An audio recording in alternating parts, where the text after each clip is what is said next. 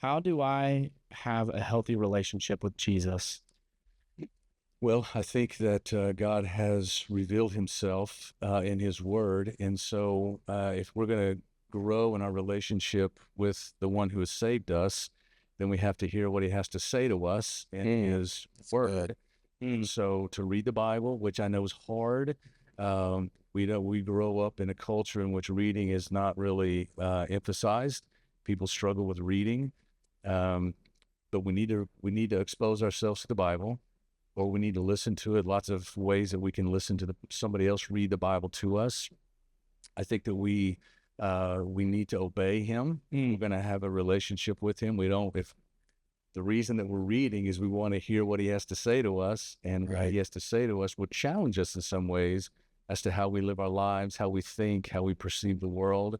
And so Jesus said, I think in essence, Hayden, I think Jesus says, if you love me, the relationship thing, if you love me, you'll obey me. Right. That's good. So we see that in the word, I think. Yeah, I think that's a key factor to a healthy relationship with Jesus is obedience.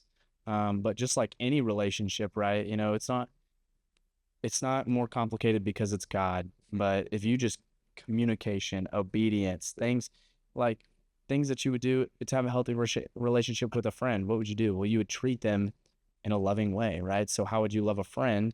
Um, but the things that you would do to love God just look a little bit different. It's more like obedience. You're not necessarily obedient to your friend to love them, but just doing things that show that you love someone helps bring in a healthiness to a relationship.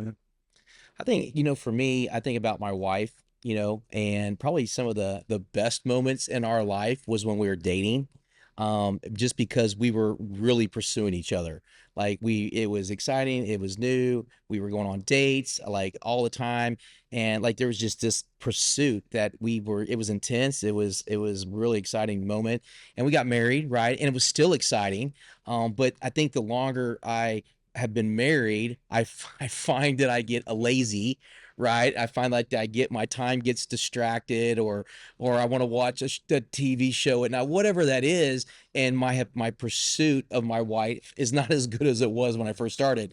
And so I find my relationship with my wife is better when I'm pursuing her. And I feel like that's the same way with God. Like when I'm pursuing God in spending time listening, spending time praying, spending time reading, just spending time meditating, like those are some of the best moments of my life with the Lord.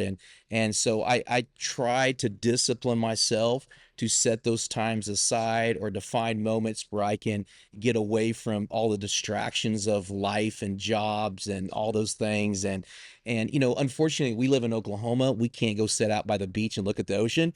But when I was in California, I love to go do something like that. Just sit and look at God's creation and just bask in his presence and just worship him. And so for me, it's just simple things. I don't think we need to make it complicated. Yeah. I think it's just the little things that we need to just discipline ourselves in our day-to-day routines to just pursue him, go after him, and just allow our relationship to go deeper and fall more in love with him.